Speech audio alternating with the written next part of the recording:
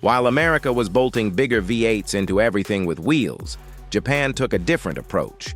Smaller engines, smarter engineering, and somehow they built machines that could run circles around traditional muscle cars. These 10 Japanese legends prove you don't need cubic inches to dominate.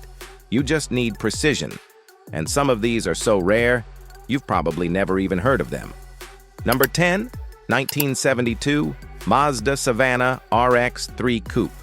Forget everything you know about engines. The 1972 Mazda RX-3 didn't use pistons. It used a rotary engine that spun instead of thumped. And that weird decision made it one of the quickest pocket rockets of the early 70s. This thing hit 0 to 60 in 8.8 seconds with just 110 horsepower from a 61 cubic inch Wankel rotary. Top speed 125 mph. Not bad for something that looked like it should be dropping kids off at school. Mazda wasn't just being quirky. They were being clever. Japanese tax laws punished larger engines, so the rotary got around the bureaucracy while delivering performance that rivaled engines twice its size. It was lighter, smoother, and revved like it had something to prove. The RX-3 came in coupe, sedan, and wagon flavors, but the coupe was the one that turned heads. Dual round headlights borrowed styling cues from the '64 Mustang, and that sloped rear window gave it a sporty silhouette that punched above its weight class. Inside, vinyl seats featured embossed pleats, and the three-spoke steering wheel showcased the triangular shape of the rotary engine's rotor. Number 9, 1975 Toyota Celica GT. The 1975 Toyota Celica GT doesn't look like a speed demon. Stock numbers were downright modest. 0 to 60 in 12.5 seconds. Top speed of 114 mph, courtesy of a 134 cubic inch inline 4, pushing 96 horsepower. But here's where it gets interesting. What the Celica lacked in factory performance, it made up for in pure potential. This car became a blank canvas for anyone with a wrench and a vision.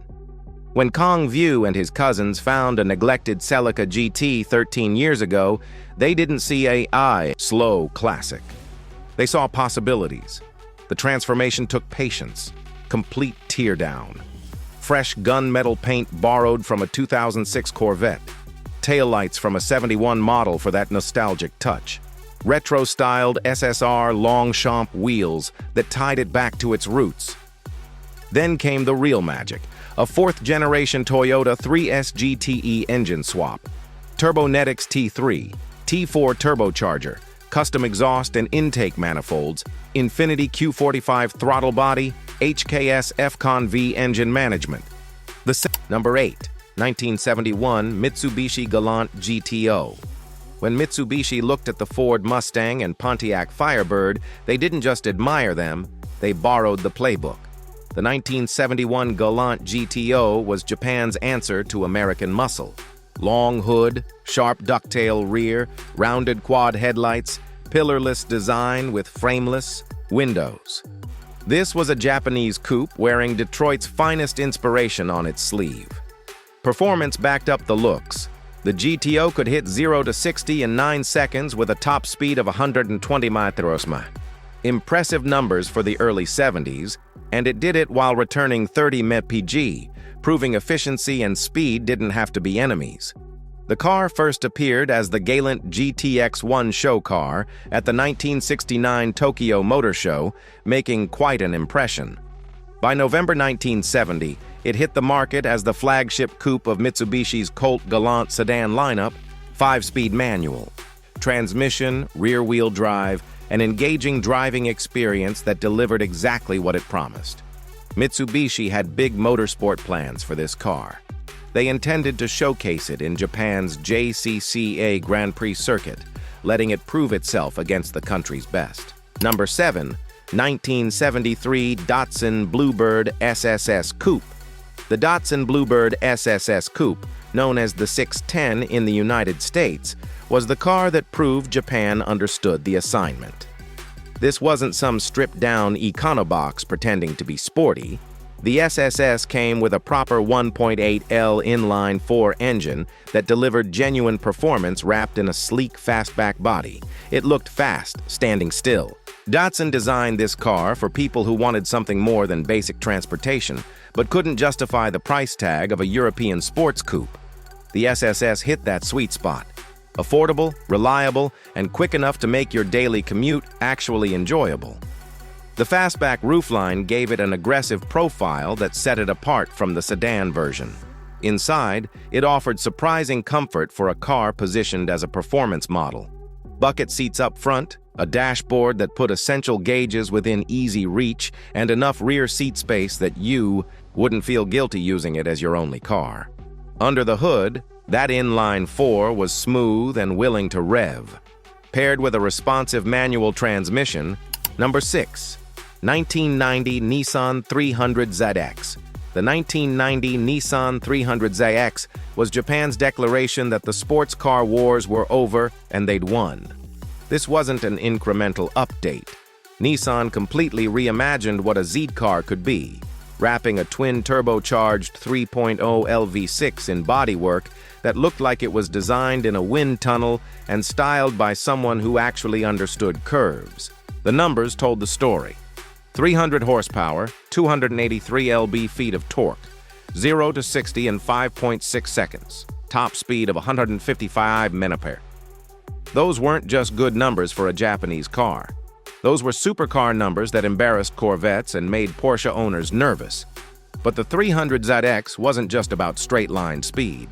Nissan gave it four-wheel steering that made it rotate through corners like something half its size.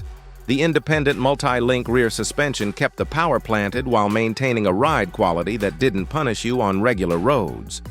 Four-wheel. Vented disc brakes with 4-piston calipers up front meant you could scrub speed as confidently as you built it. No fade, no drama, just immediate controllable stopping power. Inside, the variable assist electronic power steering made maneuvering effortless. Every shift of the stubby 5-speed shifter felt mechanical and direct. Every throttle input was met with an immediate V6 roar that reminded you this car had serious intent. Number 5, 1970 Datsun 240Z. The 1970 Datsun 240Z didn't just earn its place among the fastest cars of the decade, it rewrote the rules entirely. Sleek lines, agile performance, a price tag that made British sports car dealers sweat. The 240Z was the car that proved Japan could build something beautiful and fast without charging European supercar money. A 146 cubic inch inline-6 produced 175 horsepower, pushing the 240Z from 0 to 60 in just 8 seconds, quarter mile in 17.5 seconds, top speed of 120 mph. Impressive numbers, but the real story was how it delivered that performance. Fully independent suspension, McPherson's struts up front and in the rear gave the 240Z a balanced, responsive ride.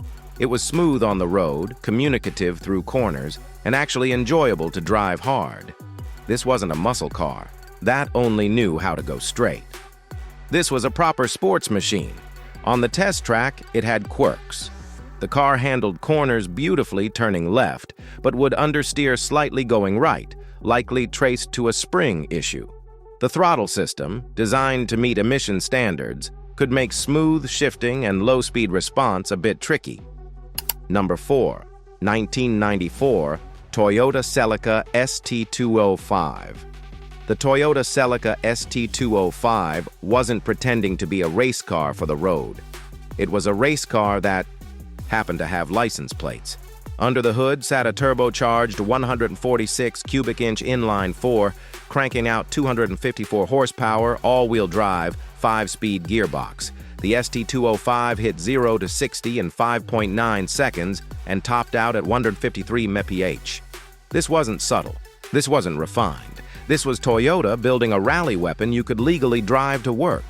The turbocharged engine delivered excellent mid-range punch thanks to high-flow catalytic converters.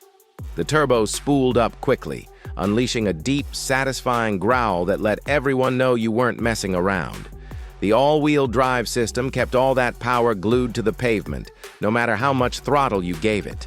That quick-shifting 5-speed transmission, especially with an aftermarket short-throw shifter, made every gear change feel precise and direct, like working the bolt on a rifle. Mechanical, purposeful, satisfying. But the ST205 wasn't all business. Sleek, swooping bodywork and gold speedline wheels turned heads wherever it went. The cabin, surprisingly spacious for a coupe, featured a Recaro confetti seat for the driver that provided genuine support during hard cornering. Number 3. 1991 Mitsubishi 3000 GT VR4. The 1991 Mitsubishi 3000 GT VR4 was what happened when Japanese engineers got tired of playing it safe and decided to throw every piece of technology they had at a single car. Twin turbocharged 183 in V6, 300 horsepower, 306 lb-ft of torque, all-wheel drive, active aerodynamics, four-wheel steering, adaptive suspension. This wasn't just a sports car. It was a rolling showcase of cutting-edge tech that wouldn't become mainstream for another decade. The numbers were serious.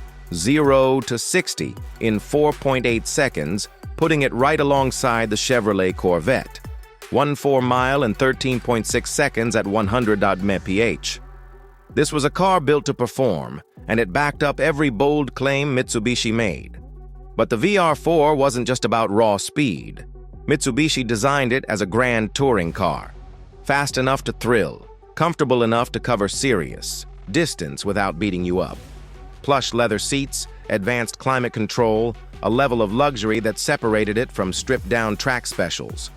Sure, it was heavy at 3,737 lbs, but that all-wheel drive system meant the VR4 could launch hard and grip the road with confidence. It wasn't the lightest car out there, but it used every pound purposefully. Number 2. 1973 Nissan Skyline 2000 GTR.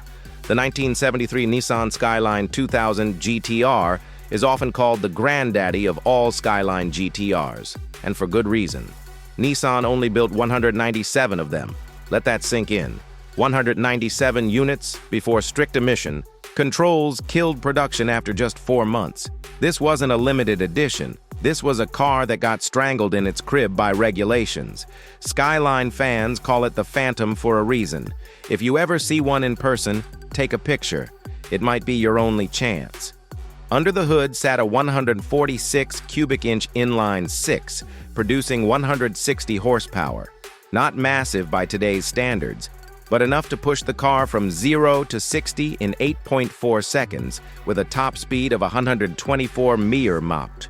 The 5-speed manual transmission connected that engine's power directly to the rear wheels, delivering a driving experience that was both thrilling and responsive. And with 131 lb-ft of torque, the Skyline had enough grunt to handle Japan's twisty back roads with ease. The inline 6 delivered smooth, effortless power that made every drive satisfying. The fastback design and pitch-black wheels gave it a sleek, powerful presence. Number 1. 1967 Toyota 2000 GT.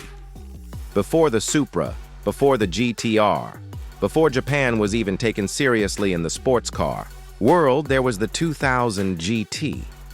This was the car that changed everything.